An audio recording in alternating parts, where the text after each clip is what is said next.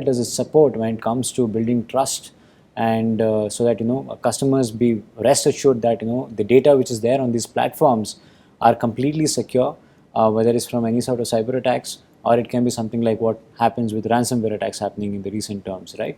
So how does that help over here? So I'll begin this way. I picked up this information in the media. Right. In the first 6 months of this calendar year, there have been around 300 plus million Right. ransomware attacks around the world. So everybody is today being kind of impacted by ransomware. Right. So let's talk about how a ransomware can impact an enterprise. We all know about it. Right. So it can have a huge implication. There could be a financial implication, there could be a compliance implication, anything. Right. Else, right. Now, so when a customer stores data on Isilon or ECS for that matter, so we have ransomware protection solutions as well from our side. Right. So we partner with a company called Superna. Right. And how it happens is basically we can do two kinds of strategy. One is to protect the data, which is basically just the data protection part of it. Right.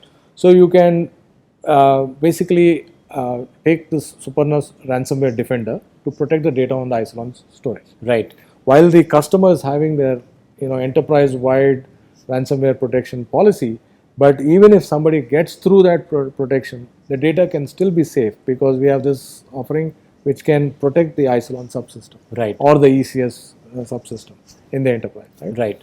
Now, this is one part of protecting the data, and the other way is that the customer can have two clusters, right? And he's protecting the data on the primary cluster, and primary cluster is replicating the data onto the secondary cluster. Right. We can also go one step further and create an air gap between these two clusters. Right.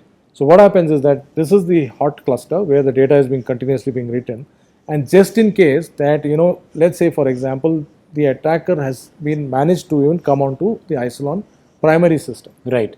Right. We can create an air gap by which you cut off the second copy of the cluster. Right. Okay. And then there's no way that the attacker can really go into the disconnected cluster. Right. Right. So how does it help? The air gap helps to quickly recover. So tomorrow the customer can very, very quickly recover from the attack and business is as usual. So it's not only about the cyber threats. One customer has to really plan for is the protection part. Right. The second most important part is the recovery part. If you take a long time to recover, it doesn't make sense. It's as good as not having any solution in place. So we have the solution for the customer from both perspectives.